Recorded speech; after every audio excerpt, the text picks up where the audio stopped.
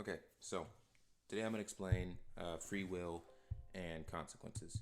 So, first off, see this picture. Terribly drawn. I know. I don't even know what this is. I generally don't know what this is. I think I'll get rid of that. Never mind. I guess I won't. No, I will, because what is that? Anyway, oh, it's okay. There we go.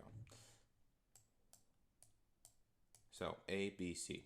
A throws a rock at B, and C just walks by. Whose fault is this? This is A's fault, right? A chose to throw the rock at B and will potentially hurt B, and yeah. So it's A's fault, right? That's an example of free will. Again, A, B, C. Um, A decided to go over a speed bump and he, kind of messed up his car's alignment. So now it's turning a little too far in one direction, about to hit somebody. This is C. Whose fault is this? It's A's fault. A decided to make a bad consequence. Now, these are examples of bad consequences. I could draw an example of a good consequence, right? Like, for example, you decide to help a homeless person who's on the street, who's on the street corner. Give him a little hunch. Who's like minding his own business, hungry, right? Sitting in a box. You decide to give him money with your long, unbelievable right arm, right? Not only does this make him happy, but now he can get food. So that's an example of a consequence, right? So moving on, let's talk about God and free will. God is almighty. He controls every little thing. This is earth. It's insignificant to him. It's even smaller than that. God is like unmeasurably big. We can't measure how big he is. He's bigger than every planet, everything we could ever think of, right? He's bigger than people. Little dot right here. That's us. That's like more people. He's bigger than all the worries you have. He's bigger than everything, right? All these little dots. Imagine something, these being something in your life. He's bigger than all of it, right? So everything is insignificant. He's almighty, he's all powerful. He can control any of these things. But God limits himself with free will, right? Now this is obviously a comedical drawing of God saying, "Oh my gosh, free will," right? But he limits himself with free will, and the reason he limits it is because of his love for us. He limits himself because he loves us, and he loves us because he made us. We're his creation. No matter how much we may fall astray from what he intended for us to do, right, which is make good decisions and to follow and love him, he still loves us. So let's analyze this. God wants us to love him out of our free will. That's why he gave us the free will in the first place. He wants us to choose to love him and not be robots. Even the angels themselves choose to follow God. They're not robots, right? They don't have to do anything they don't want to do. That is an example given to us by the fact that Lucifer chose to not follow God, ended up becoming Satan, right? So, let's analyze this more. But before we continue, there's a Bible verse I want to quote, paraphrase at least, because I don't remember the exact verse, but you can look it up and it'll show it up instantly, probably. People will make their own decisions and blame God for their consequences. Look that up. Something like that. Look something up in that like specific phrase, right? It'll pop up the verse. As a matter of fact, what we'll do here is okay. So as you can see, many translations here. It doesn't matter the translation. The message stays pretty deliberate throughout, which I want to highlight that. No matter these translations from each different language they've been translated to, the message stays the same throughout. If I were to put this message into Google Translate, it would be the same thing. Like, let's just copy. When a man's folly brings his way to ruin, his heart rages against the Lord.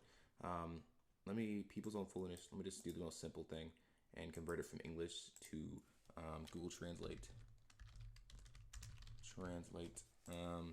So let's put this in here. That's English. And let's translate it to Hawaiian. Okalo, whatever that is, can't understand that. People's folly destroys their lives, but in their hearts they cherish Jehovah. Right? Okay, now if we want to do that, let's translate it from Hawaiian to Pashto, and then salute them, and then from that to English. I just want to do this real quick because I know people, yeah. So I just want to do this real quick because people like to say a lot that the Bible can't be accurate the way it's translated because it's translated from this language to that language to that language to that language, right? The Bible was translated from Greek to English. When they wanted to translate it from, and it wasn't actually translated from Greek, but I'm just giving an example. If the Bible was made in Greek, then they would translate it from Greek to English. If the Bible was wanted to be translated in Japanese, they translate it from Greek to Japanese. And even then, you're seeing here how I'm like interchangeably switching these up. Like I'm going to Turkish and then I'm switching it up and then going to Malayan, right? And then I'm switching it up and then going back to English. And I'm getting the same thing, but that's besides the point. People's own foolishness ruins their lives, but in their minds they blame God. So, this is tragic, but if someone does do something to you, you cannot instantly blame God because, oh, God allowed this to happen to me. God allowed this person to abuse me, to do this to me, and it's God's fault. Just because God knows all that's going to happen does not mean it's his fault. It's his fault. It means he knows it's going to happen. He does not take pleasure in everything that happens on this earth. He doesn't, right? But for him to punish, and I'll draw it out here too. I'm gonna pause this real quick. Give me a second here. Yeah. So let's better understand this. God keeps himself from interfering with us. He limits himself by saying, "I will not mess with your free will." Now, that does not mean he will not punish us, right? If you, for example, your parents allow you to have free will, right? They will allow you to roam around the house knowing that there's something in there that they told you not to touch. If they leave the house and you go in the room and get this candy, that them knowing that there was a possibility of you doing it, or them even knowing that you were going to do it, that's not their fault, but you did that. You did not have to do that. That was your choice, right? It's not them baiting you. It's not them tricking. No, that was your choice. They told you not to do it, and you did it anyway, right? God suggests us not to do certain things, and we do it anyway. So, moving on. I'll draw an extra pen here. I had some more planned, but I'll draw an extra one for better explanation. This is the world, right? If one person does something wrong, let's draw another circle. This is God. Doesn't really matter. God doesn't have a form, but he doesn't look like this. But just for reference, this is God, which I guess it works anyway. This is an arrow. If someone does something wrong, God is just, so he has to punish that person. He has to stop them from doing it, right? But if he does that to that person who did a bad thing, he has to do it to everyone else on planet Earth who ever does a bad thing. And that's a lot of people. And matter of fact, it's everybody, because all of us at some point have done something bad. So you have to punish every one of us. Now, what God does, instead of punishing us instantly, instead of giving us almighty wrath instantly, he allows us to have a delayed consequence. Our time on earth is not infinite. We are allowed time on earth to choose who we want to follow, to choose if we want to follow ourselves, our hearts, or choose if we want to follow God. So, God delays the consequence of everybody, right?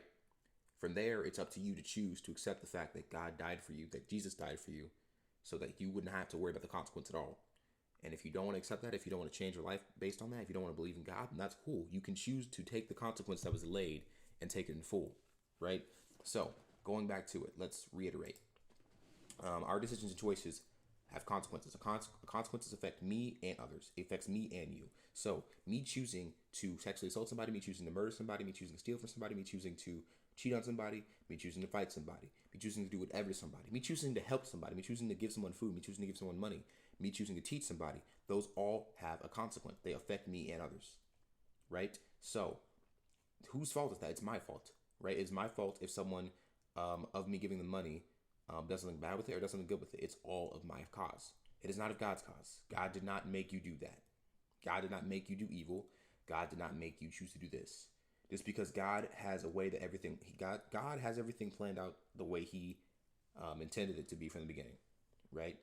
But that does not mean that it is his fault for creating someone who is going to do something bad, because every one of us is going to do something bad. Obviously, some of us will do some things that are way more powerful in effect than others. But yet again, he's a just God. So if you're going to do anything bad, he has to get rid of you. So that would not be fair to everyone. God has to be fair and just to everyone, and he is. He gives all of us a choice. People want to talk about children. There's something called age of accountability, right? Or not age of accountability. Age of accountability. Yes, a child at some point, we don't know, and we don't know the age of accountability. We don't know when it is that a kid can account for what they know and choose to act on it. So we don't know when a child can decide to get their life to God. It could be 2 for someone. It could be 6 for someone, or not 2, obviously. It could be obviously a time that they can speak, understand, and process information and make their own choices. That could be any age for anybody. Obviously, at 30, it's a little bit different, but for a child, that could be any age. That could be 6, that could be 8, that could be 10, that could be 5. But obviously, at a point where they can understand. And if they are taken away before that time, that means that God decided that it was just for them to go before that time. And that could be for any amount of reasons. It could have been because he decided they didn't need to suffer what was of this world. It could be that the point of where he decided that they needed to come home early, right? Come home to him early. It could be a multitude of reasons. But at the end of the day, God is just. So what does that mean? It means that whatever he does is just. 1, because he created everything, and 2, because he truly does his best to be good to us. It's our choice to take hold of that. So again, decisions, choices. Consequences affect me and others, right? Moving on. I think it was it. Yeah, no, I think that was the last slide. But moving on, yet again, you have a choice to choose good or bad. You will more, and I'm telling you now, you will choose bad. You will almost always choose bad. The only time anyone ever chooses good is because God is with them, or because God has done something in that situation. God has allowed that person to do good. Any good we do is truly of God, truly, right? You can choose good, or I already said black, so I guess I'll choose some other color. You can choose bad, right? But at the end of the day, free will is given to us because God wants us to choose to love Him willingly, right? He does not want robots. Even the angels themselves are not robots. He wants us to love Him of our own accord. So, I hope this video explained that decently. These are terrible drawings, I know. Hopefully it's comedic to somebody, but anyway, that's the gist of everything. So yeah, um, I pray that this opens your eyes. I pray that God blesses whoever's watching this. I pray that even if you don't believe in God as of now that you're watching this, that you have questions about God, and those questions lead you to pursue more, to want to know more about God, and eventually want to make a relationship with God, knowing how much He loves you, understanding what He did and what He still does to this day to take care of you. So yeah, I pray for you. I pray for everybody. That goes for my enemies. That goes for my friends. That goes for people I don't know. God bless.